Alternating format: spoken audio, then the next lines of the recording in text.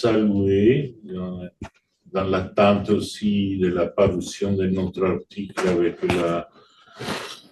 la préface.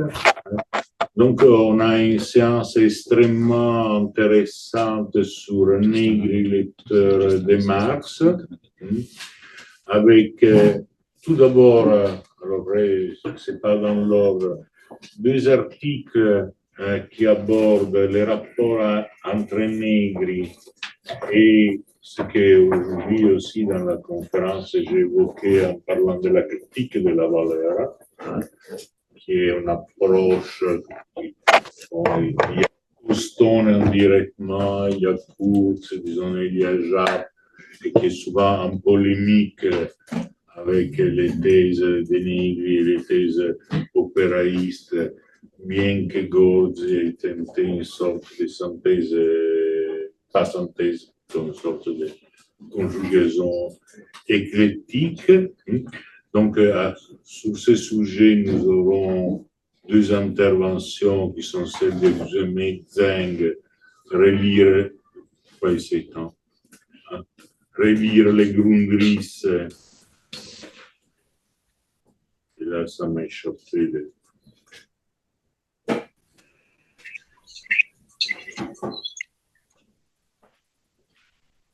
Relire les Grundrisse, les débats entre Postone et non, l'intervention d'Alexis Piat, qui est lui aussi doctorant comme Xuemi, ici en France, qui est en train d'achever une thèse sur les critiques de l'économie politique et du capital humain, et qui nous parlera de Negri malgré Kurtz sur l'articulation de la forme valeur dans la production biopolitique. Et enfin, mon cher Antonio Di Stasio, qui a réalisé une thèse sous ma direction en co-tutelle con Gison Mendola à l'Université de Salerno, sur la monnaie du commun, et qui va nous présenter un travail, une intervention sur la forme de la forme marchandise à la forme argent, Antonio Negri, lecteur de Grundrisse. Allora, on peut suivre soit l'ordre, on suit l'ordre, et je dirais les questions, on va les adresser à tout le monde à la fin de manière regroupée. Qu'est-ce que vous en dites? Okay. D'accord, donc on attend la connexion avec... È déjà connecté. Ah, je mets... Non. Hi. Hi, can you hear me?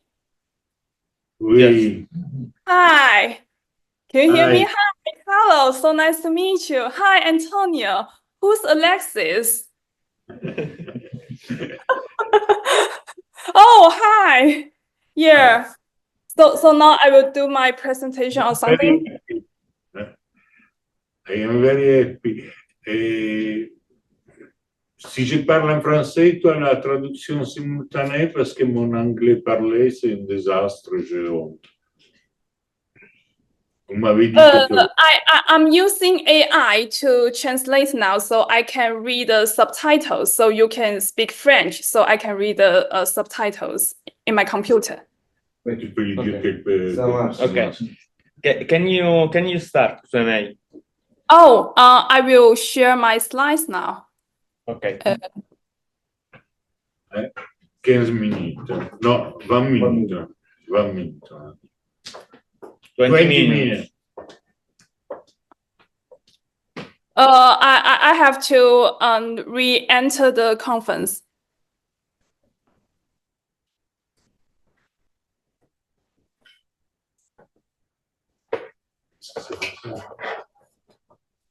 Ma perché c'è Francesco? Perché è il suo computer. Ah, ok. La proprietà. Donc, let's go. Mi sa che è uscita. No, era là. Elle a dit qu'elle se reconnectait en fait.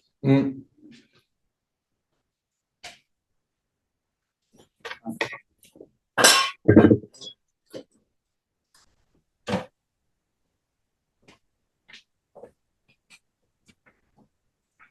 Ok, tu Can, dis can che... you see my, yeah.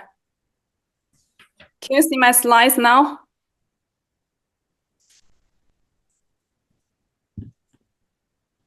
Yeah. No. Yeah. Is everything Yes. all right?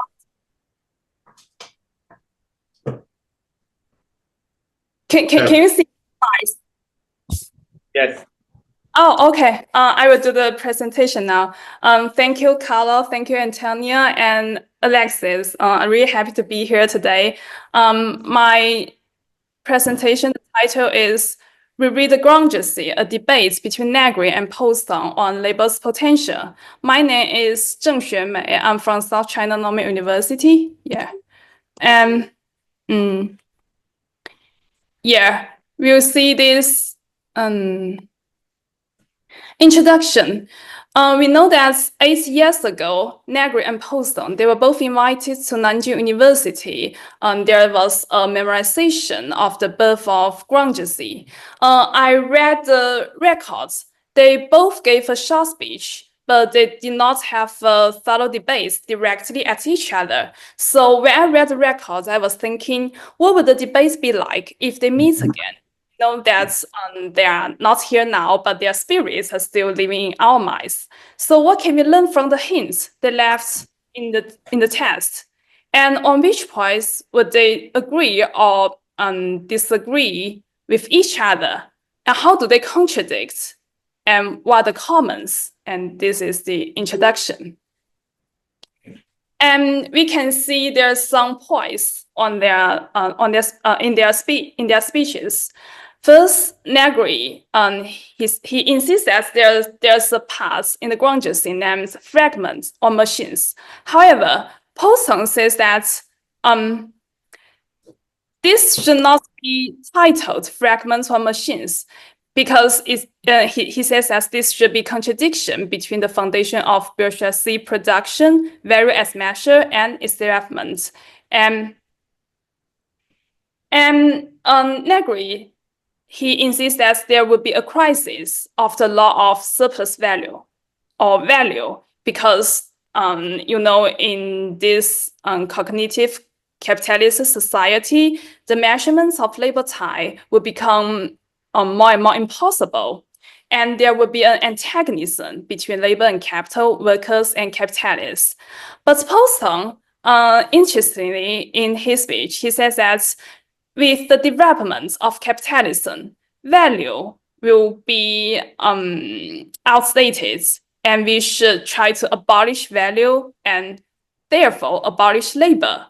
And so this is how we deal with the alienation and emancipate ourselves from the domination of labor. And this is their speeches. So this is my starting point here.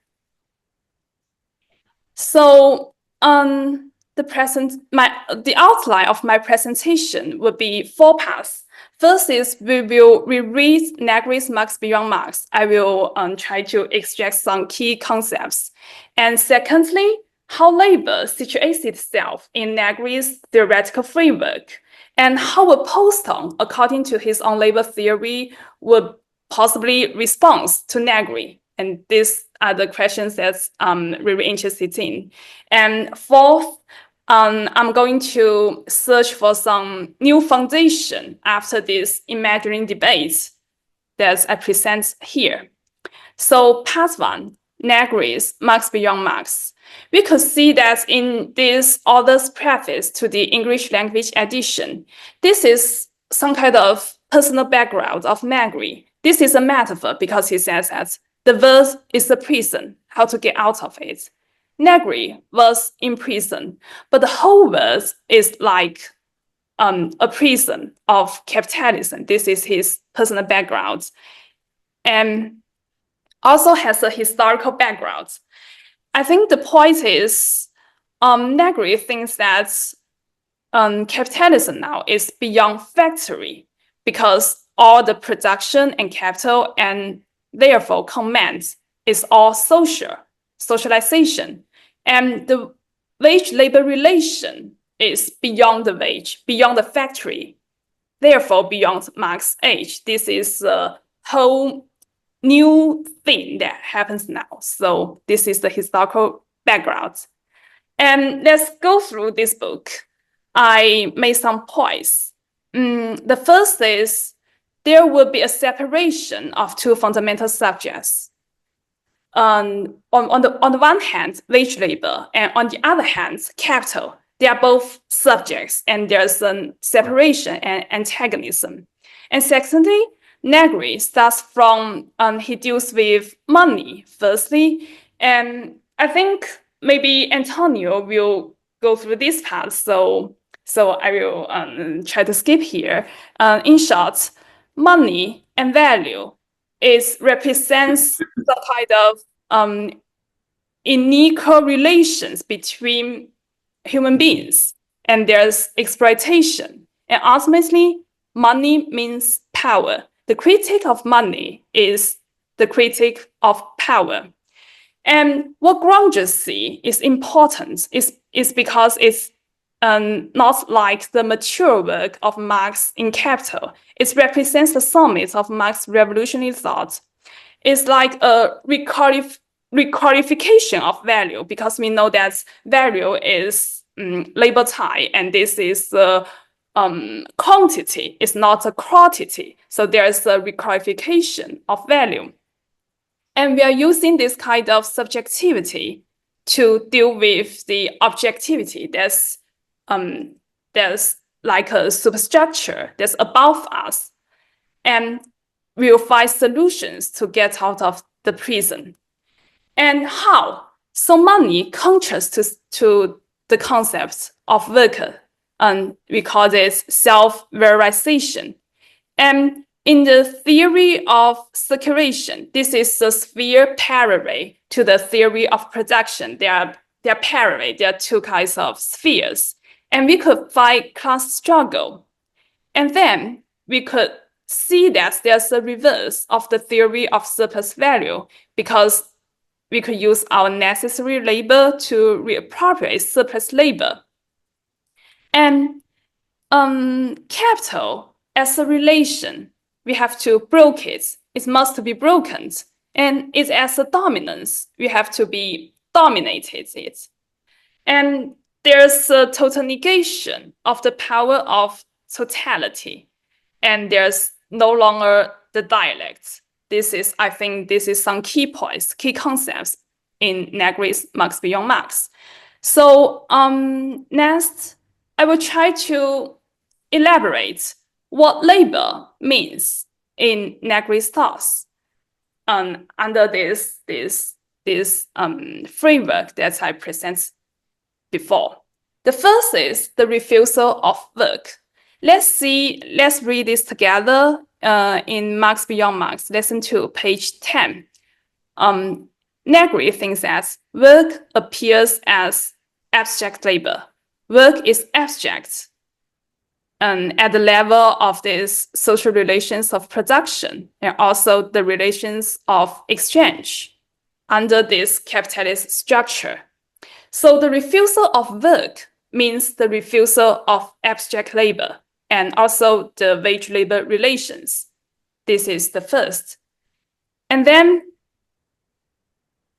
labor, not only we must refuse to work, but also it's as a subjectivity and source of value and wealth.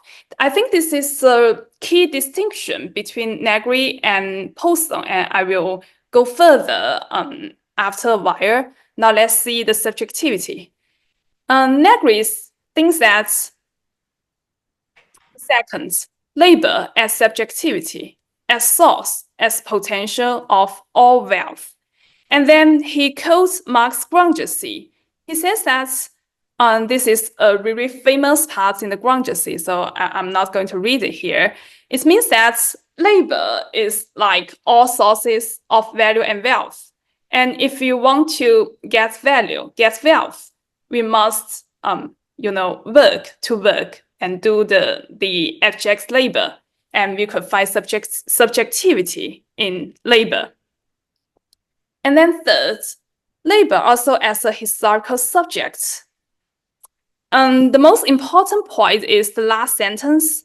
If capital is a subject on one side, on the other, labor must be a subject as well. This means that labor cannot be really totally subsumed under the dominance of capital. Labor still alive. I think this is the point. And then fourth, labor also as revolutionary power. I think this is Italian word, potenza. I really like this word. This is like the separation of labor from capital. And it will once again, a source of all possible wealth.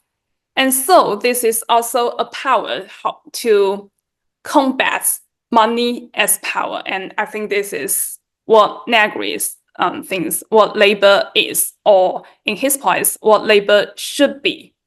However, how Poston will respond to these points, and there are some differences between them.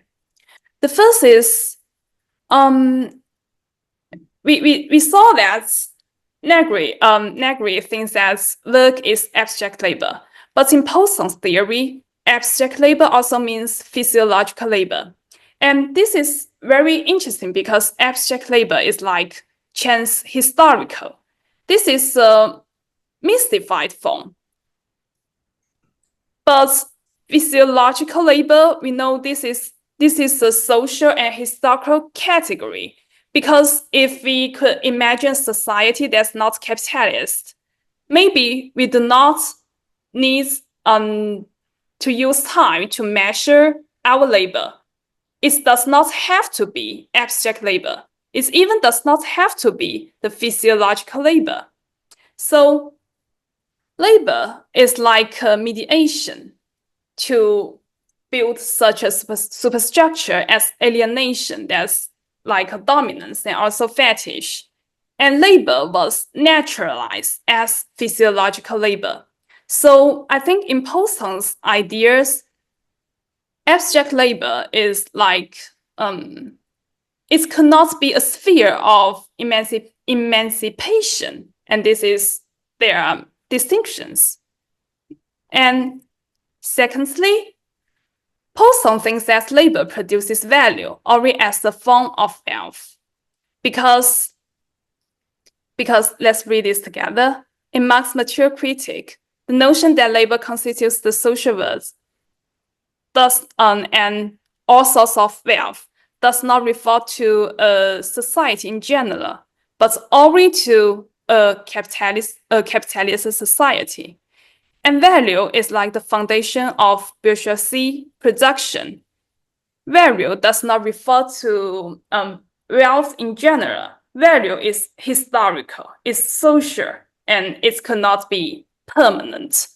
So after I read their books of these two famous scholars, I think we should kind of search a new foundation after these imaginary debates, because they really have some differences, but we could try to find something in common. And the first is rethinking labor's potential. If, as Poston insists, we should abolish value, abolish labor.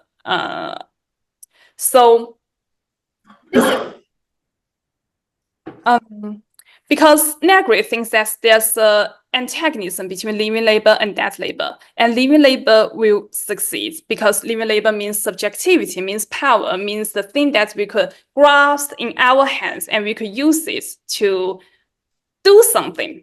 However, if living labor itself is a kind of domination and not a sphere of liberation, living labor itself means abstract labor, means physiological labor. It is some kind of objectified categories. How can we find the subjectivity? So will there be a reverse between living labor and dead labor? Will dead labor become the sphere of emancipation? And there's there's the thing is, are there constitutes antagonism really between living labor and dead labor, or there is a conspiracy? Is there like living labor cannot live without dead labor or something? And I think this is we need to rethink labor's potential. So, if the worker is an object and appendage of capital, is the necessary presupposition of capital, how could the worker abolish the rule of capital at the same time he or she has to abolish himself or herself? I think this is some kind of the problematic in Poston's thoughts, and Negri's ideas could could contribute something to Poston's this framework, because if living labor and worker is just an object, then there's no possibility of emancipation. We really need to think about this thing. And the third is about the methodology, because I noticed that Negri, he stated that if we start from the unveiled antagonism of surplus value to the destruction of command, of mediation, of politics. So it seems to me that the negation of mediation and the dialect does not equal to the negation of dominance, because dominance is something that must be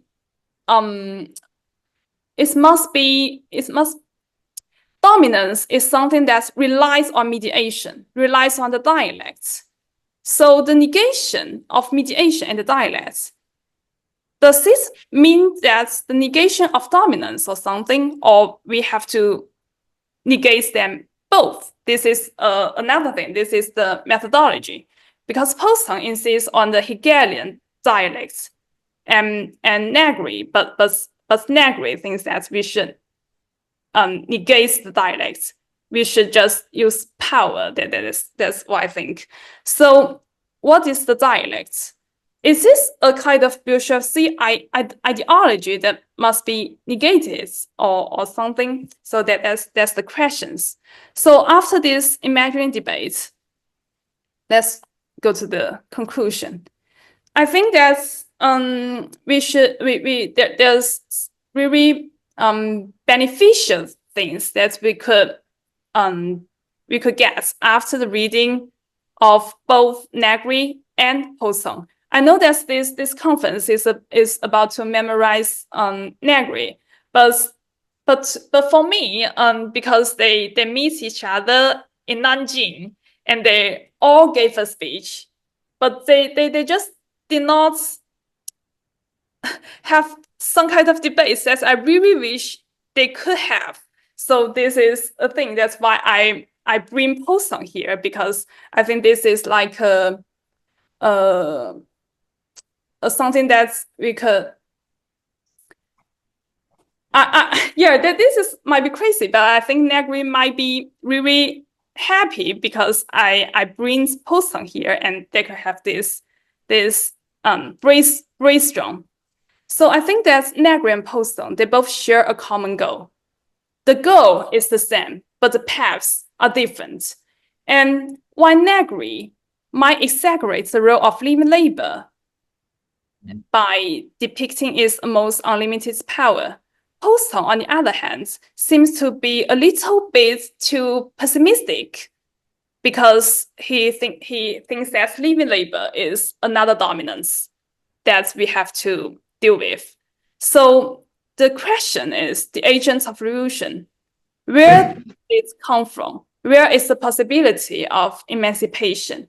So I think that putting their reinterpretation on the grounds together might help us to piece a larger picture on the post-capitalism and the way. Yeah, this is the plural, the ways to it, because there could not be only one way.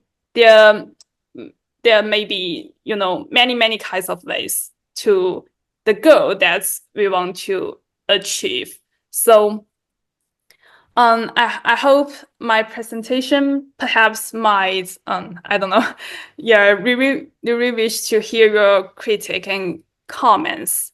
So we know that Post on Negri, they all think that regards that the Grundgesetz is one of the most important work of Marx. So they all do the very thorough task interpretation on the Grundgesetz, but they have different conclusions. So what I'm trying to do here is to put their conclusion together and to see if we could, find a new perspective.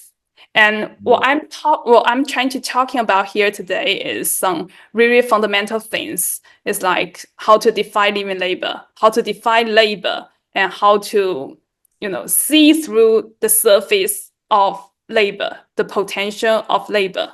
And this is my reference, Grundgesetz, the first, and then these two famous scholars that I really admire, Marx Beyond Marx, and Time, Labor, and Social Domination. And this work is published in the Journal of Nanjing University. This is their speech records in the text form for the 116th anniversary of this of the Grundgesetz.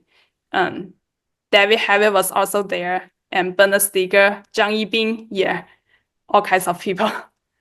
And really thank you, and really happy having this chance, because I'm a little bit nervous. I really wish that I could be there with all of you in Paris. And really thank you, Carlo, thank you, Antonia, Alexis.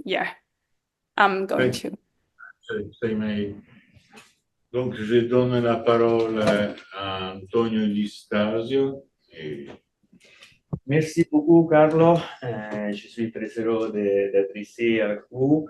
Je vais lire un texte parce que mon français est un peu halluciné, mais si quelque chose n'est pas clair, vous m'arrêtez, je fais le mieux possible.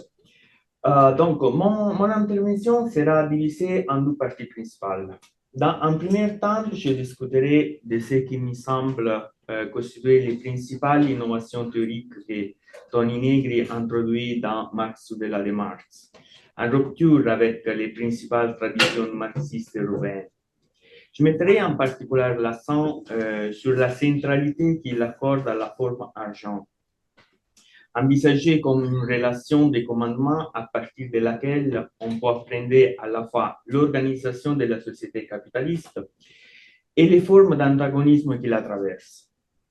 Comme Negri lui-même le souligne, le fait que les grundristes débutent par l'analyse de la forme argent et non par celle de la forme marchandise, comme dans les capitales, entraîne une série de conséquences, tant théoriques dans l'analyse de la valorisation capitaliste que politiques dans l'identification des conditions matérielles de la transition. La thèse que je défendrai dans cette première partie est que la relecture des grundristes proposée par Negri nous permet de dégager les traits d'une approche spécifique de la critique de l'économie politique, fondée sur la primauté de l'antagonisme, tant sur les plans subjectifs qu'objectifs. Les deux dimensions, loin d'être séparées, sont l'inverse l'une de l'autre. Toute transformation réelle des processus de production suppose et implique une nouvelle qualification subjective de la composition technique et politique de la force de travail. Dans ce second temps, je me concentrerai sur l'actualisation de cet héritage théorique dans la conjoncture historique actuelle. Je tenterai de mettre en lumière la continuité entre Marx ou de la Marx et les travaux ultérieurs de Negri, notamment autour du concept de commun. Dans cette perspective, à mon avis, Marx ou de la Marx est une œuvre aujourd'hui essentielle, non seulement pour actualiser les catégories marxiennes face aux transformations des processus productifs et du travail, mais aussi pour fournir les coordonnées d'une théorie de l'organisation politique.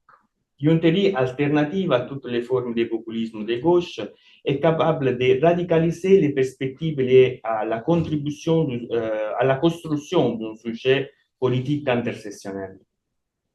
Marx ou de la Marx est l'un des textes de référence majeurs de ce que nous appelons aujourd'hui le néo-péraïsme. Il s'agit d'un recueil de 9 leçons données par Negri en 1968 à l'École normale supérieure, dans laquelle il propose une relecture systématique des principales catégories marxiennes à partir des Grundrisse. Par manque de temps, je laisserai de côté les contextes historiques et biographiques dans lesquels ces leçons ont été données. D'autres interventions se sont déjà attardées sur l'implication des années 70. J'entrerai donc directement dans les vifs de l'analyse, en me concentrant sur 6 points fondamentaux que Negri identifie lui-même comme les nodes de sa lecture des Grundrisse et qui font de ces textes marxiens un outil théorico-politique puissant, capable de dépasser certaines limites potentielles présentes dans les capitales et poussées à l'extrême par le marxisme traditionnel et orthodoxe. Les premiers points concernent la centralité de la forme monnaie, et non seulement de la forme marchandise dans la constitution du rapport de classe. Selon Negri, le fait que Marx commence son analyse par la monnaie et non par la marchandise rend immédiatement évident qu'il est impossible de parler des valeurs sans parler d'exploitation. Les rapports d'exploitation est le contenu même de l'équivalent monétaire.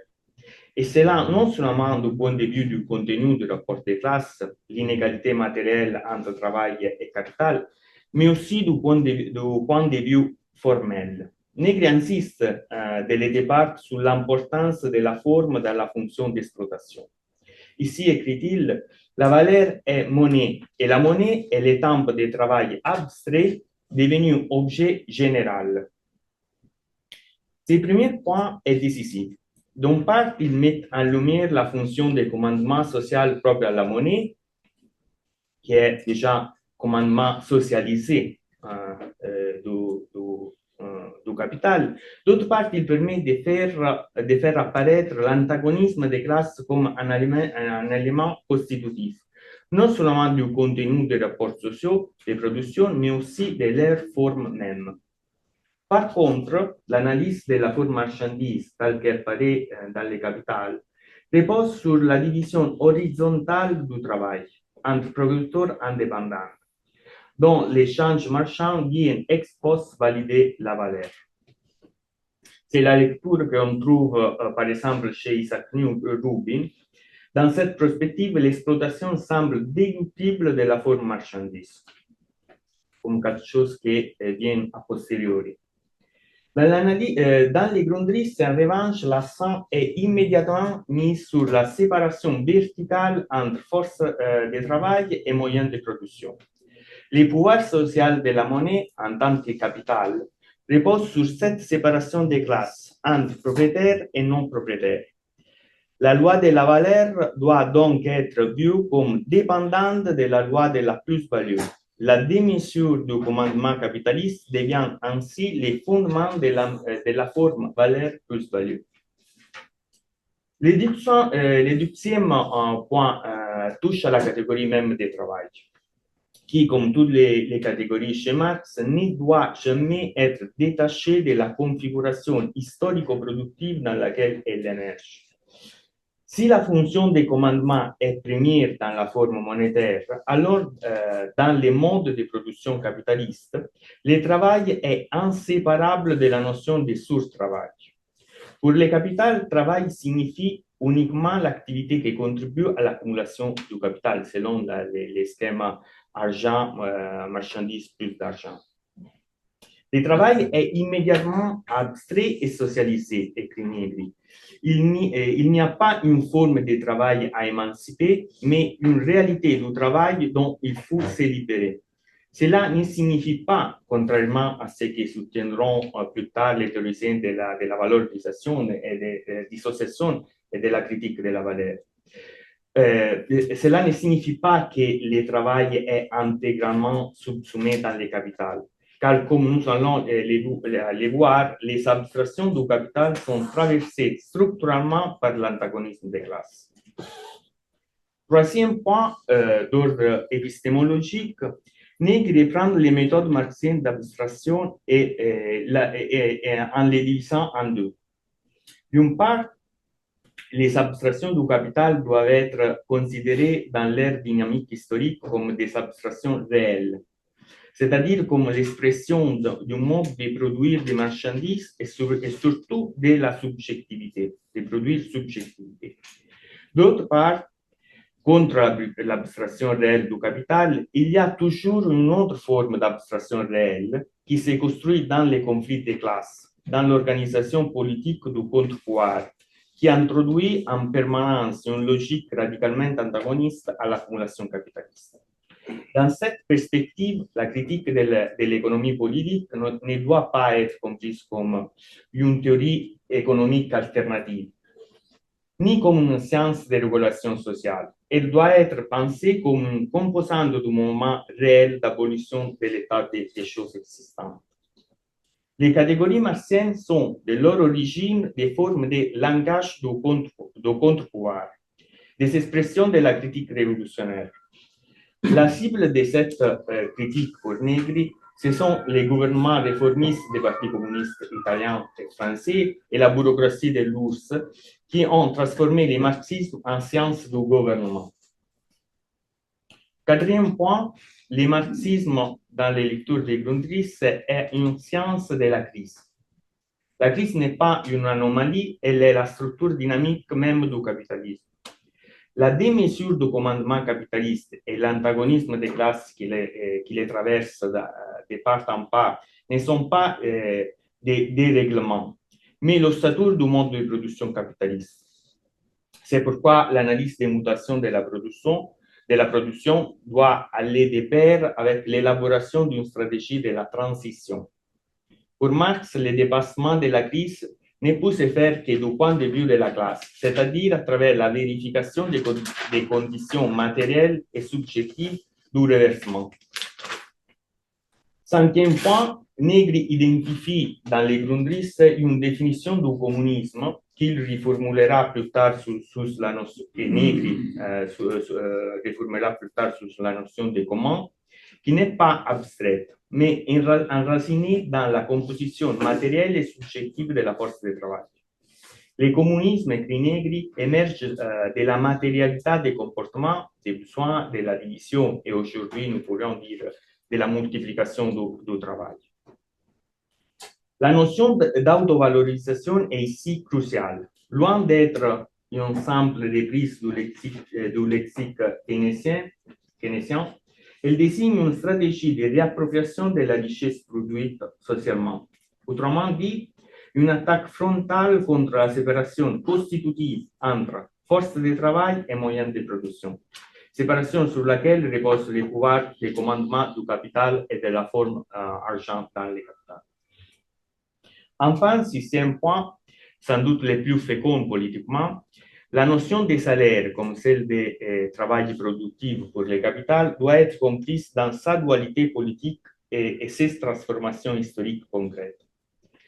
Les salaires, d'un côté, est l'expression de la subordination au capital, mais de l'autre, lorsqu'il devient une variable indépendante poussée pour les luttes, comme Carlo l'a évoqué ce matin, il remet en cause le commandement du capital.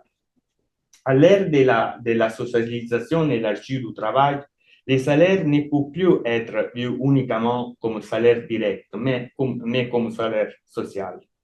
Chez Negri, l'autovalorisation n'est donc pas, comme chez les keynésiens, un mécanisme d'équilibrage de la distribution, mais un processus matériel de subjectivation, un processus qui fait exploser les pouvoirs de commandement de la monnaie capitale. La lecture que Negri nous propose de Grundrisse, que je viens de résumer en 6 points, constitue un renouvellement radical des catégories marxiennes. Elle nous offre une approche théorico-politique incompatible avec toute tentative d'adoucissement ou de normalisation de la critique de l'économie politique. Face aux principaux théoriciens européens du marxisme du XXe siècle, cette lecture nous permet de mesurer toutes les spécificités de l'approche proposée par Negri. Premièrement, chez Negri, la lutte des classes devient le terrain même à partir duquel il est possible d'analyser la déstructuration capitaliste. Autrement dit, ce ne sont pas les formes sociales telles que la forme valeur qui précèdent et déterminent les conflits. C'est bien l'inverse. Les formes de socialisation, de médiation, de commandement suivent les conflits. Elles sont des effets du rapport antagonique et non ses conditions transcendantales. À ce titre, Negri se distingue clairement d'une lecture comme celle de Postone, parce que les formes sociales sont déterminées a priori pour les structures objectives. Deuxièmement, contre la tendance du marxisme traditionnel à se focaliser sur le fétichisme de la marchandise et la nécessité d'un sujet conscient de lui-même, comme chez Lukács, Negri insiste sur la fonction de commandement propre à l'argent capital. La centralité du conflit ne se situe pas seulement dans la conscience du sujet prolétaire, mais dans les dynamiques de réappropriation concrète de la richesse produite collectivement, face à un dispositif de commandement abstrait mais très réel, la monnaie en tant que capital. Troisièmement, là où certains auteurs de la même tradition opéraïste, je pense ici à Mario Tronti, identifient l'État comme les sommes de l'abstraction politique du capital, Negri identifie dans l'argent les niveaux d'abstraction réelle les plus élevés. C'est la monnaie et non l'État qui constitue les véritables champs de bataille de la lutte des classes contemporaines. En tant que dispositif de commandement, globalisé d'articulation des circuits de valorisation et de hiérarchisation de l'espace du marché mondial. L'argent capital devient l'infrastructure première de la domination capitaliste. Je viens maintenant à la deuxième partie de mon intervention. L'approche que Tony Negri propose de la critique de l'économie politique marxienne nous fournit, à mon sens, des éléments essentiels pour un positionnement politique dans la conjoncture historique actuelle. Les primats du commandement capitaliste que Negri identifie dans la forme monétaire se manifestent aujourd'hui comme crise globale du dollar en tant que monnaie d'organisation du commandement capitaliste à l'échelle internationale. La dimension destructrice de ces commandements, près de 50 ans après les analyses de Negri, atteint aujourd'hui son paroxysme dans ce que Carlo appelait le divorce entre la logique de la valeur d'échange et la production de la richesse sociale. Que signifie richesse sociale? Il s'agit de l'ensemble des valeurs d'usage matérielles et immatérielles qui constituent la base de la reproduction sociale et écologique. Par exemple, la coopération sociale, l'équilibre des écosystèmes, les ressources naturelles, les savoirs, les soins, etc. La valeur d'échange, en revanche, ne représente qu'une portion de cette richesse sociale, celle qui est captée, mesurée et soupçonnée dans les processus d'accumulation capitaliste. Dans le régime d'accumulation fordiste, il existait encore une certaine correspondance entre l'augmentation de la masse des valeurs produites et la génération de richesses sociales. Autrement dit, le développement des forces productives semblait ouvrir la voie à une réduction progressive du temps de travail socialement nécessaire à la reproduction. Aujourd'hui, cette dialectique positive est définitivement en crise. Le commandement capitaliste, loin de libérer les forces sociales, produit des effets de plus en plus destructeurs. Plus la logique du capital s'intensifie, plus elle génère des formes de rareté, à la fois artificielles et réelles, au lieu de les réduire. Je voudrais illustrer trois contradictions emblématiques qui montrent de manière particulièrement claire la dynamique destructrice du commandement capitaliste actuel. Premièrement, la contradiction entre économie de la connaissance et régime de propriété intellectuelle. Comme l'ont montré les recherches sur le capitalisme cognitif, l'explosion des brevets et des dispositifs de propriété intellectuelle a pour effet la création de barrières artificielles à l'accès et à la diffusion du savoir. Deux conséquences majeures en découlent, d'une part une réduction des capacités d'innovation et d'autre part une hausse des coûts d'accès à la connaissance. Ainsi, un bien potentiellement abondant devient artificiellement rare. Deuxièmement, la contradiction entre accumulation capitaliste et reproduction sociale et écologique. Dans la mesure où les commandements capitalistes épuisent les ressources naturelles et sociales nécessaires à la vie, les coûts sociaux de la reproduction augmentent. Cela est particulièrement évident dans le contexte de la crise écologique. La dégradation des conditions d'habitabilité de la planète, sécheresse, catastrophes environnementales, etc., se traduit par une augmentation du temps de travail nécessaire à la reproduction sociale. Troisièmement, la forme dans laquelle les commandements capitalistes et la destruction des biens indissociables, c'est l'économie de guerre, dans un contexte de régime de guerre globalisé.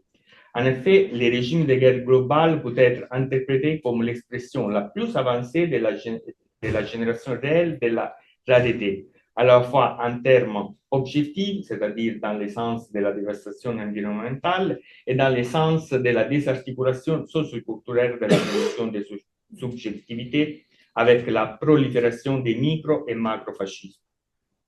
Cette prédominance de la destructivité du capital rend aujourd'hui de moins en moins crédible l'idée d'un marxisme fondé sur la médiation sociale.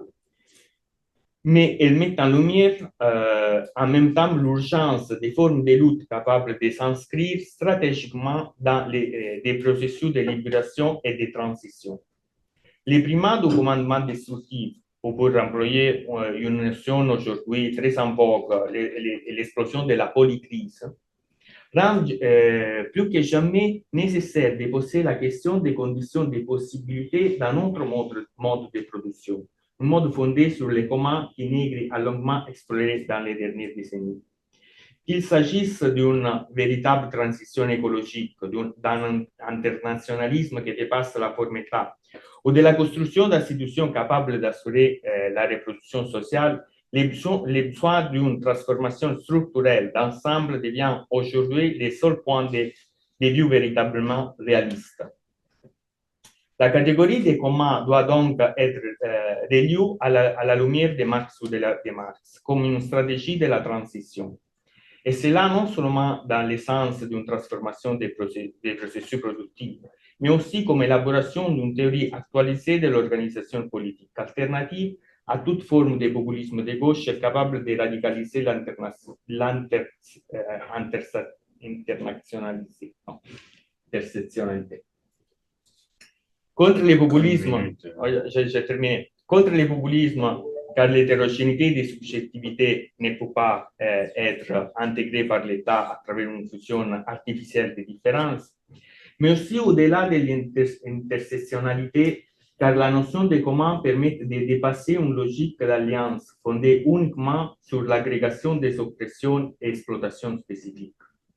Il ne s'agit pas simplement de fédérer des luttes différenciées contre le capital, mais de poser les bases d'une subjectivation politique capable d'organiser concrètement les conditions d'un mode de production où l'abolition du racisme, de l'exploitation et de l'oppression des genres ne soit pas un horizon, mais une pratique constitutive.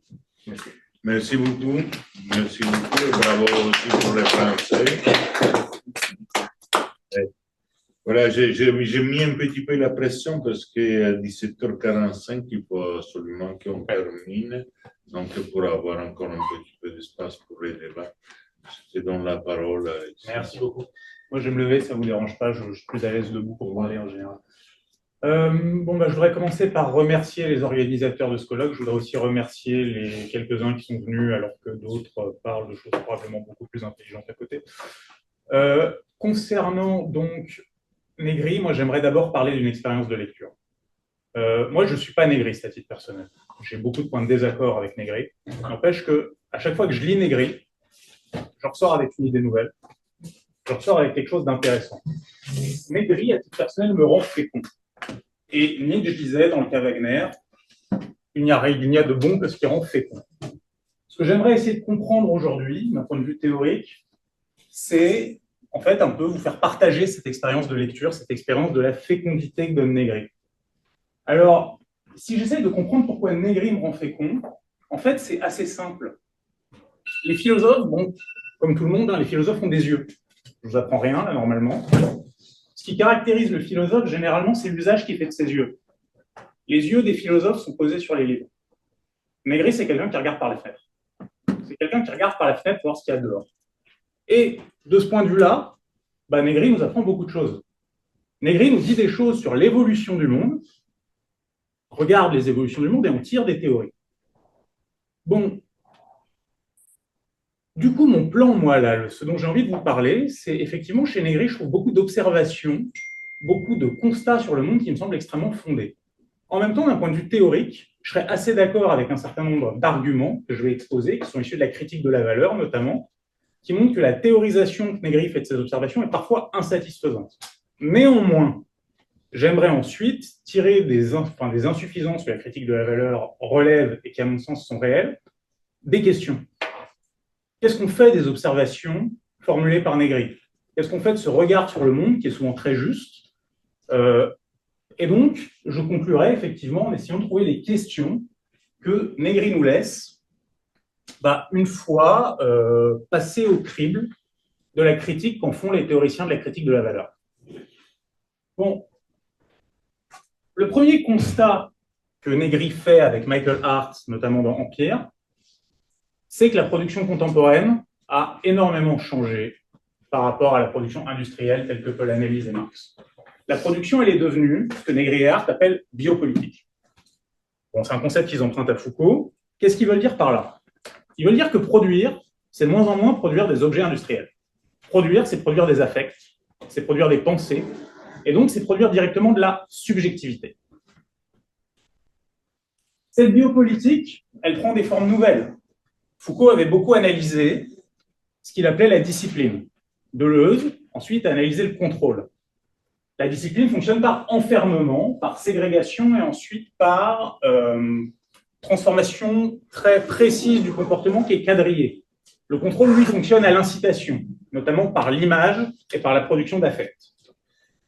Et donc, ce contrôle, il n'est pas seulement exercé par des institutions, il est exercé par des entreprises, il est exercé par des acteurs économiques, ce qui fait que c'est une production. Et cette production, elle prend de manière croissante la forme d'un travail immatériel, de production d'affects, de maniement de symboles, qui en fait est devenu la réalité du travail contemporain dans les pays capitalistes avancés. Bon, et de ça, Negri et Hart tirent une conclusion théorique de première importance. Ils en tirent que l'ensemble de la vie sociale devient productive. Alors, qu'est-ce qu'ils veulent dire par là? Ils veulent dire par là qu'en fait, si on produit des affects et qu'on produit des pensées, la matière première de cette production sont les idées. Et les idées, on les a dans l'ensemble de la vie. On a en permanence des idées. Une idée, il y a beaucoup de gens dont c'est la profession d'avoir des idées ici. Donc, vous savez bien qu'une idée, elle ne nous arrive pas forcément dans le temps où on est payé pour avoir une idée. Une idée, elle arrive dans la douche, elle arrive quand vous prenez le métro, elle arrive quand elle veut. Et puis une idée, elle n'a pas tout le temps un père ou une mère identifiable. Une idée, elle vient du dialogue avec d'autres. Une idée, elle vient de la communication. Donc, ce que Negri et Hart en déduisent, c'est que ça fragilise la distinction entre temps de travail et temps de non-travail. Il y a des moments où on est productif, alors qu'on n'est pas payé à produire de l'idée. Et puis, il y a des gens qui ont des idées et qui ne sont pas payés pour ça. Et qui peuvent les donner à des gens qui, eux, seront payés pour ça. Bon. Donc, le temps de travail, quand il s'agit de produire des idées, devient très mal situable. Et ça, pour Negri et Hart, ça a une conséquence théorique de toute première importance. Cette conséquence théorique de toute première importance, c'est que, pour Marx, vous le savez, dans le livre 1 du Capital, ce qui fonde la valeur d'une marchandise, c'est le temps de travail socialement nécessaire à sa production. Si on ne peut plus mesurer ce temps de travail, si on ne peut plus le situer, comprenez bien que la théorie, je pense qu'ici c'est des rappels, mais que la valeur de la marchandise devient très difficile à mesurer. Et donc, en fait, c'est la logique d'ensemble du capitalisme, en tant que c'est un système de mise en équivalence des marchandises selon leur valeur, qui entre en crise. Bon. Et ça a des effets profonds sur les rapports de classe. ça a des effets profonds sur les rapports de classe, pour Hart et Negri, qui tiennent au fait que, si vous voulez, dans le capitalisme, normalement, le capital joue un rôle organisateur sur la production. Il organise la production en fonction de la valeur. Maintenant, si la valeur ne joue plus de rôle positif dans l'organisation de la production, le capital devient un simple parasite, ce qui est une idée sur laquelle Hart et Negri insistent énormément. Bon. Donc, vous avez une productivité immanente à la vie sociale, que l'économie néoclassique désigne sous le terme d'externalité, et puis le capital ne fait que s'approprier cette production, mais il ne joue plus un rôle positif dedans. Et puis, Hart et Negri nous disent autre chose qui est aussi très intéressant, qui est que les moyens de production sont aujourd'hui en grande partie incorporés par les travailleurs. Vous produisez de la philosophie, vous lisez Hegel, vous lisez Marx. Bon, votre connaissance de Hegel et votre connaissance de Marx, elle fait partie de votre corps. Après, c'est un petit bout de votre cerveau qui fait du Hegel et de Marx. Et donc, on est tous ici des machines à produire de la philosophie. Bon, et donc, vous voyez que si les moyens de production sont en grande partie en nous, la base matérielle du capital est sapée. La base matérielle du capital est sapée, et donc, pour Hart et Negri, elle peut se maintenir que par une série d'artifices. Au premier rang desquels, on en a parlé ce matin, la propriété intellectuelle. Les droits de propriété intellectuelle, dès lors, ça apparaît largement comme un arbitraire. Ça apparaît largement comme un moyen pour le capital de maintenir son pouvoir sur une production qui, finalement, sort de ses formes. Et donc, si des inégalités sociales persistent dans un tel monde, pour Hart et Negri, elles ont essentiellement une cause politique. C'est parce que le pouvoir fait proliférer des statuts, crée des divisions entre les individus, qui restent des clivages sociaux, mais fondamentalement, on est tous des unités d'une même multitude productive qui produit des affects et des idées. Et donc, dans cette perspective, c'est dans Commonwealth qu'il y a cette idée qui est développée, l'effort révolutionnaire, ça va consister à dépasser les identités dans lesquelles le pouvoir essaye de nous enfermer. L'effort révolutionnaire, ça va être un acte de production de subjectivité. Quand la production devient biopolitique pour Hart et Negri, la valeur entre en crise, et donc la révolution va d'abord se déployer sur le terrain de la subjectivité. Bon, tout ça est intéressant, tout ça voit des choses qui pour beaucoup sont réelles, et je vais rentrer dans lesquelles sont et lesquelles sont plus problématiques. Tout ça pose quand même un problème. Tout ça pose quand même un problème qui a été vu par notamment le courant de la critique de la valeur, et notamment dans un livre d'Anselm Japp et Robert Kurtz qui s'appelle « Les habits neufs de l'Empire », où ils font la critique. Alors, ce n'est pas un livre, c'est plutôt 2 articles, un de Japp, un de Kurtz, mais on va traiter ça comme un bloc ici. Ça a été publié dans un petit recueil, je crois que c'est chez Léo Cher. Il y a 2 articles là qui font une critique assez intéressante, moi je trouve, de Hart et Negri. Par ailleurs, par manière de parenthèse, c'est une critique intéressante, c'est aussi une critique très méchante, quoi. Enfin, je veux dire, faut en avoir conscience. Non, mais faut en avoir conscience. Enfin, les questions de style ne sont pas innocentes en philosophie. La critique de la valeur, à mon avis, aurait beaucoup plus d'audience à l'université et dans le monde en général si elle n'était pas défendue par des gens si désagréables. Non, mais il y a des moments où il faut se dire les choses. C'est dommage que des concepts aussi puissants soient rendus impuissants par l'incapacité des gens qui les portent à faire un sourire, quoi. Fin de la parenthèse. Néanmoins, ils disent donc des choses très intéressantes. Et qu'est-ce qu'ils disent d'intéressant? En fait, ils disent, et Jacques Bidet en parlait un peu tout à l'heure, de ce point de vue, j'étais moins convaincu par la suite de son intervention, mais là-dessus, je pense qu'il avait vraiment un point, que il y a des choses dans la manière dont Negri et Hart comprennent les catégories fondamentales de Marx qui sont problématiques. Qui sont problématiques parce que, en fait, chez Marx, la valeur, ce n'est pas d'abord une substance. La valeur, ce n'est pas d'abord une substance, c'est d'abord un rapport social. La valeur, c'est d'abord le fait que, comme les producteurs sont séparés, on est obligé de mettre leurs produits en équivalence.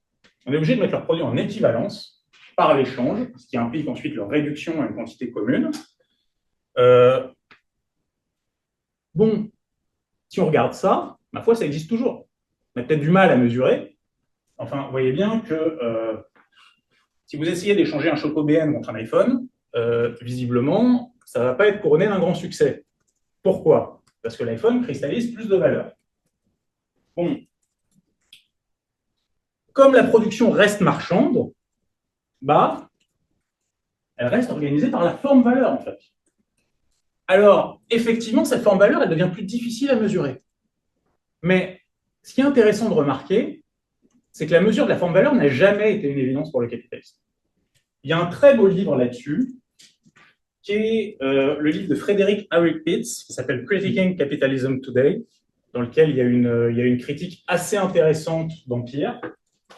Et en fait, bon, un des arguments de Pitts, c'est de dire que pour passer du travail concret, du fait de regarder les gens bosser au travail abstrait, c'est-à-dire combien ça va se vendre sur le marché, bah, il faut toujours des mesures, des contrôles, processus de normalisation et d'encadrement du travail, et qu'en fait, même dans les formes les plus industrielles du capitalisme, cette médiation est indispensable. Et en fait, cet effort aujourd'hui n'a pas disparu. Cet effort pour traduire le temps concret des individus en temps abstrait déterminant la valeur. Vous voyez que moi, j'ai travaillé un peu dans l'économie de service, c'est peut-être le cas d'entre vous ici aussi. Tout le monde sait qu'effectivement, dans l'économie de service, on travaille un peu à la maison, et puis on glandouille beaucoup au bureau. Bon, l'employeur, là-dedans, cherche à éviter ça, enfin, cherche à éviter la part glandouille au bureau, en tout cas. Donc, il y a des procédures, il y a du contrôle pour ça. Il y a des incitations aussi. Un employeur, tout le management moderne, tout le management, ce qu'on appelle le management du capital humain notamment, ça consiste à faire en sorte que les employés qui ne vont pas spontanément travailler, ben on les mette au travail et qu'on fasse en sorte que leur temps soit du temps productif. Bon, et puis vous le savez vous-même, hein, je veux dire, quand on existe soi-même en tant que sujet productif dans l'économie contemporaine, certes, on a des idées qui peuvent arriver dans le temps hors travail, et puis par moment, le temps de travail est du temps qu'on ne passe pas à travailler. Néanmoins, en fonction du système d'incitation qu'on a, bah, on ne va pas se conduire de la même manière. Bah, vous voyez que dans notre monde à nous, qui est le monde universitaire, qui n'est pas forcément régi par les critères de la valeur, mais la précarité est quelque chose qui nous rend productifs. C'est une incitation qui nous fait travailler. Ça fait partie de notre structure objective de contrainte. Bon, pour les gens qui travaillent dans le secteur privé, c'est la valeur qui sert de système objectif de contrainte. C'est le fait de pouvoir, qu'il y ait des incitations monétaires à la production, tant pour les entreprises que pour les individus. Et donc, la valeur garde un rôle actif dans la structuration de la production. Et ce rôle actif, il s'étend au rapport de classe. La valeur, en fait, elle continue à produire des rapports de classe. Et ça, c'est quelque chose que Hardt et Negri ne voient pas, parce qu'au cœur de leur analyse, il y a l'idée que toute la vie sociale serait devenue productive. On peut se demander s'il n'y a pas quand même un jeu de mots là-dedans, dans cette idée que toute la vie sociale serait productive. Le terme de productivité chez Marx, il est extrêmement polysémique. Vous avez une productivité ontologique.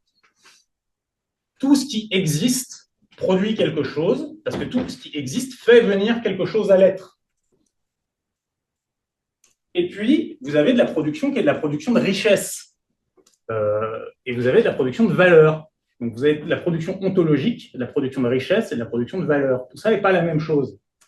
Vous voyez que si je fais un film porno particulièrement dégradant pour les actrices qui sont dedans, de toute évidence, je vais me faire beaucoup d'argent. C'est de la production de valeur.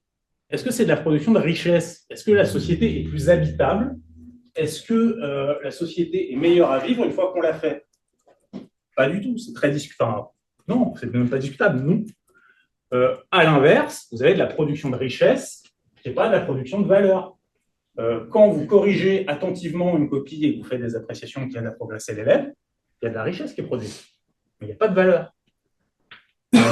Et puis vous avez de la production qui est, vous avez des choses qui ontologiquement arrivent, qui sont de la production ontologique et qui produisent ni richesse ni valeur. Un attentat terroriste, ontologiquement, produit quelque chose. Il produit des débris, produit des cendres, produit des morts, produit de la tristesse, mais il produit ni richesse ni valeur. Et donc, en fait, quand on ne distingue pas entre ces différentes acceptions du sens de productivité, on se retrouve à dire que toute la vie sociale devient productive. Mais ça pose d'énormes problèmes. Ça pose d'énormes problèmes parce que, effectivement, et pour ces JAP, enfin, s'amusent beaucoup avec ça un peu méchamment, mais ils n'ont pas tort. Ils n'ont pas tort de dire que c'est une remarque au demeurant, Marx fait déjà dans les Grundrisse. Mais on ne peut pas dire que quelqu'un qui pose une bombe, juste parce qu'il transforme le monde social, est productif, au sens de la production de richesse. Donc, on ne peut pas dire que toute la vie sociale soit productive en un sens autre ontologique. Et ce sens ontologique, il est très faible. Donc, ça pose une série de questions. Bon, une autre question qui n'apparaît pas chez Negri et Hart, c'est aussi le fait que l'organisation du capitalisme par la valeur est quand même centrale pour penser la tendance du capitalisme à la crise. C'est l'organisation du capitalisme par la valeur qui pousse les capitalistes à remplacer le travail vivant par du travail mort, à remplacer le travail du travailleur, enfin le travail concret, par des machines, et aujourd'hui par des algorithmes, et donc à produire des quantités croissantes d'individus surnuméraires. Et l'affirmation que la production contemporaine aurait perdu tout lien avec la valeur, en fait, elle oublie cette dimension du processus révolutionnaire. Le capitalisme, il crée des gens en trop. Et ces gens en trop, ils peuvent potentiellement, à un moment, renverser le capitalisme. Bon, alors, une fois que ça s'est dit, donc voilà, moi je pense qu'il y a un manque chez Negri et Hart du côté de la valeur. Une fois que ça s'est dit, est-ce qu'il faut jeter le bébé avec l'eau du bain? Si vous lisez Courtse et Japp, vous pouvez avoir l'impression que, et encore une fois, j'ai dit ce qu'il y avait à en dire là-dessus tout à l'heure, mais vous pouvez avoir l'impression qu'il n'y a rien à sauver chez Negri et Hart. Et je n'ai pas du tout l'impression que ce soit le cas. Je trouve, comme je disais tout à l'heure, que ce sont des auteurs qui rendent extraordinairement féconds. Et qui rendent extraordinairement féconds parce que quand on les a lus, en fait, on se retrouve avec une série de questions. Même une fois qu'on a pris ce prisme de la valeur, on se retrouve avec une série de questions parce que oui, la production est de plus en plus biopolitique quand même. La production est de plus en plus biopolitique et ça pose trois séries de questions. Premièrement, quel est le lien de ce devenir biopolitique de la production avec la dynamique d'accumulation du capital? À deux niveaux. Pourquoi la production est de plus en plus biopolitique? En l'occurrence, et oui, chez Negri et Hart, vous avez une réponse là-dessus qui est en termes de besoins et demandes de la multitude. En l'occurrence, la production, elle est probablement de plus en plus biopolitique parce que l'économie est de plus en plus concurrentielle, du fait de l'accumulation du capital, de la capacité matérielle à produire de la richesse, qui est de plus en plus élevée, et que dans une économie comme ça, vous avez deux moyens de vous en sortir. Créer des meilleurs produits par l'innovation, c'est-à-dire production d'idées, ou faire désirer vos produits, production d'affect. Bon, le point est que la production biopolitique est d'abord un remède à la crise. Aujourd'hui, néanmoins, on peut se demander si elle ne rentre pas à son tour en crise. Elle ne rentre pas à son tour en crise parce que vous avez une grande partie des industries biopolitiques qui elles-mêmes sont financées à crédit et par un système financier qui a l'air de bien peiner à rentabiliser ses investissements. Et puis aussi parce que, en fait, cette production d'idées et de symboles, avec l'IA dont on a parlé ce matin, elle est aujourd'hui elle-même en passe d'être automatisée. Donc, les travailleurs qui l'accomplissent sont aujourd'hui eux-mêmes en passe de devenir surnuméraires. Donc, la production biopolitique, on ne peut pas simplement la penser comme un fait. Il faut la penser comme une dynamique. Et ça, articuler Negri au problème de la valeur, ça nous pose cette question-là. C'est une question d'une actualité brûlante. Deuxième question qui se pose à nous, c'est la question des rapports de classe. Bon, toute la vie sociale, on l'a vu, est productive en un sens ontologique. Ça ne veut pas dire qu'elle soit productive en valeur. Vous avez des gens qui produisent de la valeur, vous avez des gens qui captent de la valeur, et puis vous avez des gens qui détruisent de la valeur. Et vous avez dans la production contemporaine des corps qui deviennent support d'une capacité de production de valeur. Et vous avez des corps qui sont exclus de la production et qui sont essentiellement perçus comme des menaces. Quand je dis corps qui produit de la valeur, il faut peut-être que j'illustre un peu par des exemples concrets. Je ne veux pas seulement parler du fait que le corps d'un travailleur à la chaîne produit de la valeur. Je veux dire qu'aujourd'hui, vous avez ce fait qui, pour le bilan comptable d'une entreprise de la tech est évident, qui est que c'est ces ingénieurs superstars qui sont en capacité de produire de la valeur et d'être à l'origine du profit. Bon. Donc cette production de valeur, elle n'est pas nécessairement le fait d'un dominé exploité. Au contraire, ce qui est intéressant de penser dans la société contemporaine, je suis vraiment tout à la fin, c'est que vous avez des corps qui sont placés en situation de produire beaucoup de valeur et de s'en accaparer une grande partie, et puis des corps qui sont soumis à la relégation sociale. Ça fait un nouveau front de la lutte des classes, que le concept de capital humain, à mon avis, permet d'analyser sous certaines modalités, ce qui est mon objet de recherche personnelle, mais je ne vais pas en faire plus là-dessus. Dernier problème que ça pose, c'est le problème de la subjectivité. Vous voyez que pour Negri et Hart, la subjectivité devient le terrain principal de la lutte des classes, et surtout de la lutte révolutionnaire. Et le problème, c'est celui de la production d'une subjectivité révolutionnaire. Ouais, mais si la subjectivité, elle est subsumée sous la forme valeur, si on se produit pour le marché en permanence, notre subjectivation, elle n'est pas complètement libre. Foucault a très bien analysé ça dans son cours sur la naissance de la biopolitique. Aujourd'hui, le sujet est censé se produire pour le marché. Et se produire pour le marché, ça ne produit pas nécessairement des subjectivations révolutionnaires. Je pense qu'on a tous en tête ces vidéos YouTube où vous avez des kékés qui arrivent « Salut à toi, jeune entrepreneur », qui symbolisent une forme de subjectivation favorisée par le marché. Ce qui est intéressant de voir, c'est que comme la discipline d'usine a pu organiser les masses ouvrières, cette subjectivation pour le marché, elle crée des capacités. Elle crée des capacités, mais la question qui se pose, c'est celle de l'actualisation de ces capacités dans un devenir révolutionnaire. Vous voyez qu'aujourd'hui, on est à un stade de crise du capitalisme. On est à un stade de crise du capitalisme où, très massivement, ça débouche sur une immense tendance des masses à devenir réactionnaires. La subjectivation capitaliste semble sans issue et le sujet entrepreneur de lui-même, dans cette crise, ne trouve pas d'autre issue que le rejet de l'autre et l'affirmation de plus en plus prédatrice et brutale de soi. La question qui peut se poser, c'est de savoir si ça, c'est pas susceptible d'un retournement révolutionnaire. Et vous voyez qu'en articulant cette dynamique de la subjectivation à la dynamique de la crise qui est fondée sur la dynamique de la valeur, on arrive à quelque chose qui nous permet de penser les coordonnées révolutionnaires de notre présent. Donc, en conclusion, moi je dirais que je pense qu'être fidèle à Negri aujourd'hui, c'est d'abord être fidèle à ce qui constitue le fil directeur de toute son œuvre, et je pense que le fil directeur de cette œuvre, c'est d'abord le fil de la révolution. Ce fil de la révolution, je pense qu'il exige de notre part à tous, en tant qu'intellectuels révolutionnaires, une immense modestie théorique, c'est-à-dire constater que toutes les théories dont on dispose aujourd'hui sont insuffisantes. Et ce que j'ai entendu faire ici, c'est rien d'autre que poser un certain nombre de problèmes qui, sur la base de cette insuffisance, peuvent en fait nous permettre de dépasser notre impuissance présente. Et je pense que, en fait, résoudre ces problèmes, ça implique, comme nous y invite le titre de ce colloque, à penser avec Negri, au-delà de Negri. Je vous remercie de votre attention.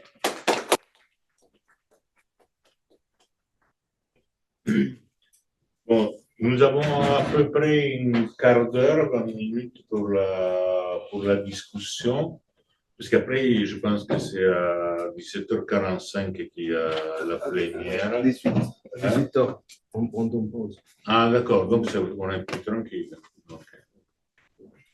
Donc, voilà, remarques, questions.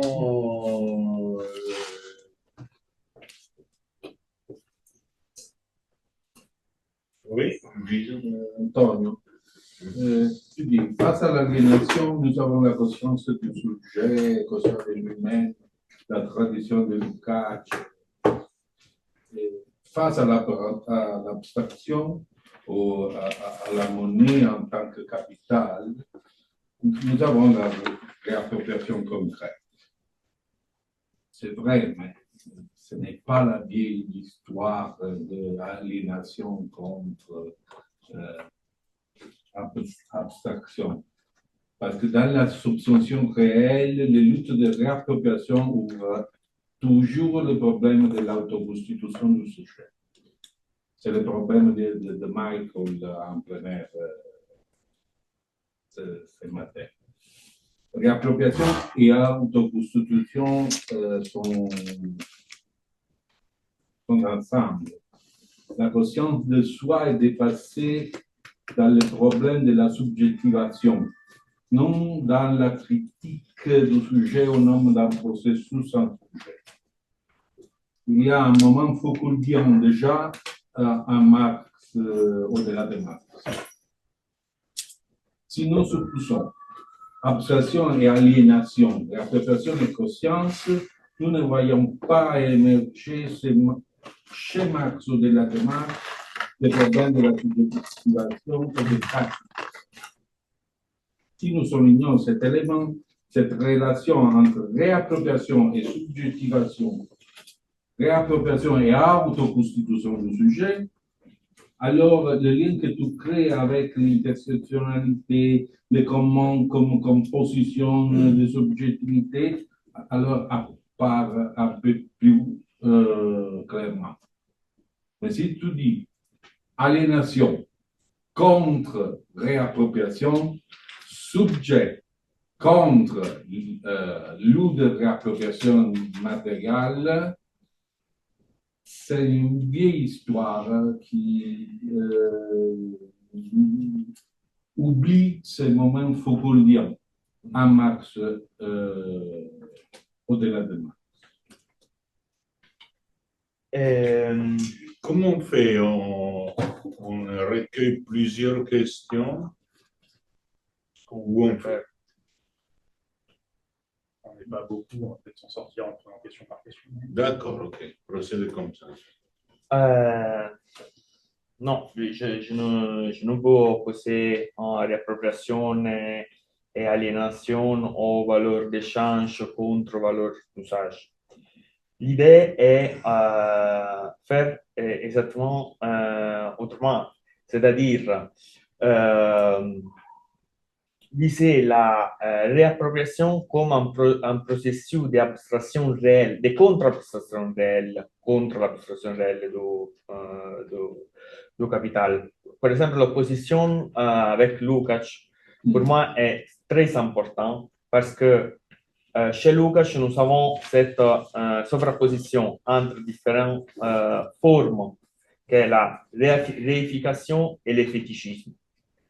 À mon avis, on peut penser les concepts même des communs comme un concept de seconde nature, comme le disait ce matin Michael, comme une réification du commun même. C'est-à-dire, lorsqu'on parle de l'institution du commun, nous sommes en train de parler de quelque chose qui est à la fois objectif et subjectif, quelque chose qui nous permet de construire les infrastructures de contre-pouvoir. Et dans ce sens, à mon avis, est très important voir toutes les catégories marxiennes comme des catégories qui nous permettent de suffrager l'ambivalence du rapport d'exploitation. Donc, réappropriation n'est pas simplement la réappropriation du valeur d'usage, mais la construction de la condition pour structurer un autre mode de produire, distribuer et mesurer la richesse sociale, qui nécessite quelque chose de réificato, quelque chose qui est une chose sociale, différente de l'abstraction capitaliste. Dans ce sens, je n'ai l'idée d'un retour à une authenticité de la nature contre l'abstraction capitaliste. Alors, c'est moi la question que je pose à Alexis. Ça suffit ça pour mettre en œuvre un processus révolutionnaire? C'est ça la question que s'est posée après ton intervention, je pense. Non? Parce que tu arrives à un moment à dire, OK, nous avons le travail des nègres. Ça suffit pour me donner la possibilité de réfléchir sur un processus révolutionnaire et tout. Je dis non. c'est moi qui ai compris ça, je ne sais pas. En effet, je pense qu'entre vous, vous avez un débat, non? Oui, oui, mais j'ai l'impression. Je pense que c'est pose un débat, non? C'est intéressant. Je pense qu'on a un débat. Oui, moi d'ailleurs, il y a beaucoup d'affirmations que j'entendais avec lesquelles je n'étais pas forcément d'accord. Je trouve intéressantes, mais je veux dire, il y a beaucoup. Non, alors la question c'est à toi, non? Ouais. Tu réponds par rapport à cette. Bon, je prolonge parce que je vais un petit peu dans ce sens-là. Il y a les idées, il y a les affects dans la biopolitique, mais il y a surtout la communication. Et c'est là, et indiscutablement, une vérité qui traverse l'ensemble des productions, qu'elles soient productrices de valeurs et de richesses, et par ailleurs, les frontières entre la production de valeurs et de richesses deviennent aussi de plus en plus compliquées parce qu'on sait que le capitalisme est extractiviste. Pensons comment il a récupéré les logiciels libres, pensons comment il a récupéré Android. Mais l'objection, il y a formulée par les critiques de la théorie de la valeur, c'est une objection extrême qui touche quoi? Il touche un autre élément de la force, mais aussi peut-être de la faiblesse des nègres. Moi, en ayant travaillé avec lui, disons, un petit peu, disons, dans une combinaison entre les philosophes de la tendance. Pourquoi les nègres, il ouvre des portes? Il ouvre des portes parce qu'il pousse jusqu'au bout de la tendance. Et donc, il te fait voir des choses, disons, que parfois on n'osait pas penser. Et c'est aussi une des choses qui m'a appris nègre, c'est d'oser penser. De l'autre côté, sa limite, c'est que dans cette analyse, disons, dans laquelle il pousse jusqu'au bout la tendance, il ne prend jamais en compte, disons, les exceptions. Les exceptions qui souvent confirment la règle. Pour rester dans le domaine de la valeur, qu'est-ce qu'il avait fait, Ricardo? Il a dit la valeur des marchandises dépend du temps de travail nécessaire à leur production, pas de la valeur du lard. Mais il y a une exception. Sont les biens non reproductibles, dont la valeur elle dépend de la rareté. Il avait intégré, disons, cette exception, mais justement parce que l'exception confirmait la règle. Et j'ai un petit peu l'impression que la critique qui pense destructive, les théoriciens de la critique de la valeur, n'est au fond que l'exception qui confirme, disons, une règle tendancielle sur le devenir communicationnel, créatif, et du travail cognitif et communicationnel. Mais pour moi, en fait, il n'y a pas dans l'argument de la critique de la valeur tel que le formule Courtséjat, il n'y a rien qui oblige, en fait, à rejeter l'idée que le capitalisme devienne de plus en plus communicationnel. Ça ne se passe pas au même niveau. Alors, je n'ai pas compris leur objection. Leur objection, c'est que la communication elle-même, elle est encore prise sous la forme valeur. La communication elle-même, elle est prise sous la forme valeur, et c'est très visible, par exemple, dans quelque chose comme les réseaux sociaux. Les réseaux sociaux organisent la communication en fonction des impératifs de la forme valeur. Ils cherchent à rentabiliser la communication, à lui faire produire de la valeur. Ouais. Et du coup, le problème est, en fait, la communication reste subsumée sous la forme valeur. Ça reste la forme valeur qui organise le travail concret, et c'est pas juste une forme extérieure qui la parasite. Ça structure positivement la communication. Ça structure positivement les circulations d'affects et d'idées qui se déploient. Et ça structure positivement, et ça en fait, et c'est pour ça qu'à mon avis, la distinction richesse-valeur est très importante, ça en fait des sources de valeur, mais ça en fait des destructions de richesse. On en parlait tout à l'heure, je finis là-dessus avant que la communication commence, sur TikTok, sur les réseaux sociaux qui détruisent les capacités d'attention, qui détruisent les capacités de concentration, de réflexion. C'est des outils qui créent de la valeur, mais c'est des outils qui détruisent de la richesse, au sens ce qui fait la qualité de la vie. Oui, mais en même temps, les problèmes de la critique de la loi de la valeur, c'est d'évancer tout antagonisme et tout dualisme. Il n'y a plus de dualisme entre travail concret et travail abstrait. Et par exemple, sur Internet, on peut voir très bien ce dualisme, dans le sens que je peux être sous... Parce que la distance entre procédé de travail et procédé de valorisation est beaucoup plus élastique.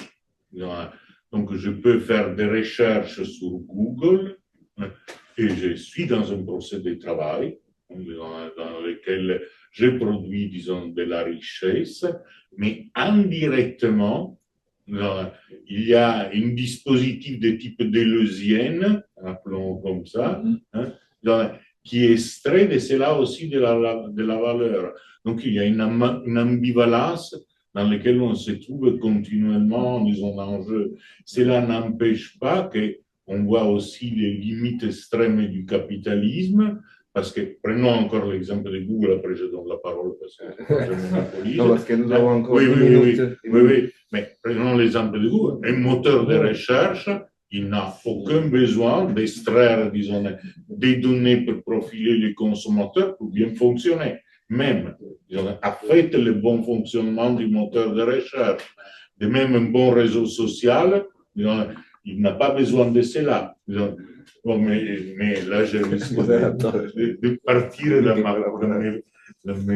mon enthousiasme. Donc, on a 10 minutes. je redonne la parole à la salle. Hein? On a, J'ai pris trop de temps? Non.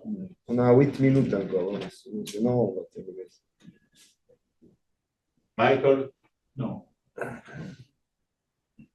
Pour moi, je une question, j'étais très curieux par rapport au problème des données, en fait.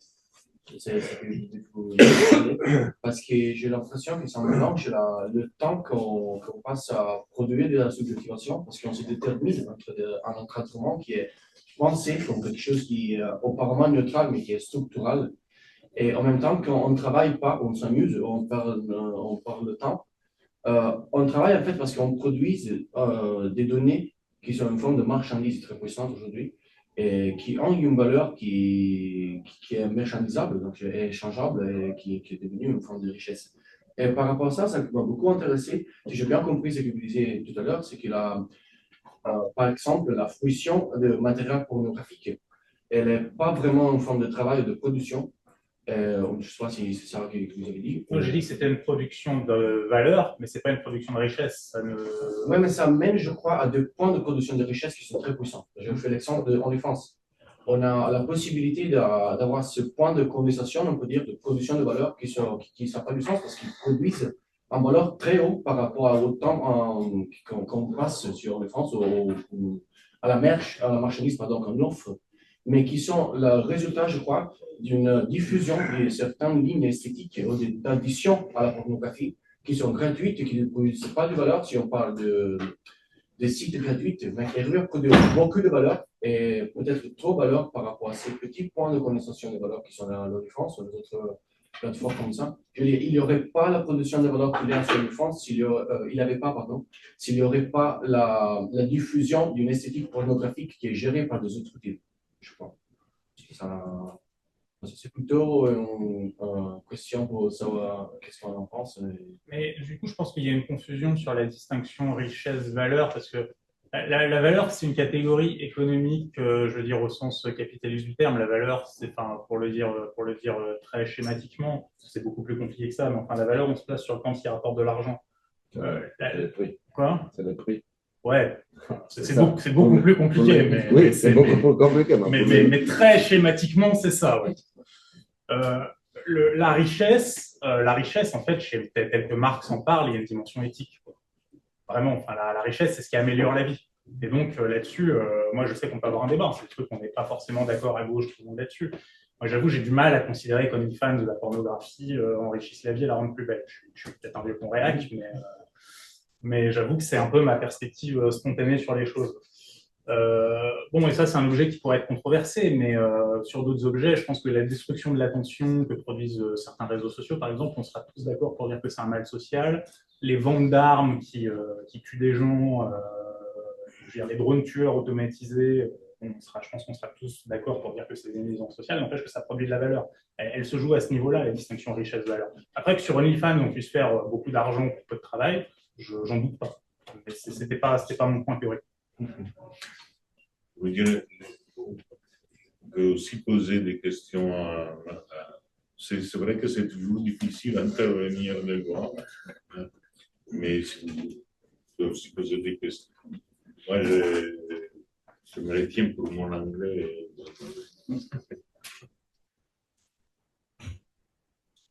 Autrement, on en reste là. D'accord.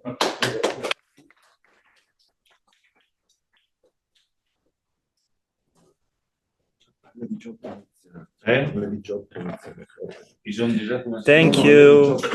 Ah. Thank you. Bye bye. Bye. Thank you. Thank you. Thank you, Carlo. Bye, Antonia. That's it.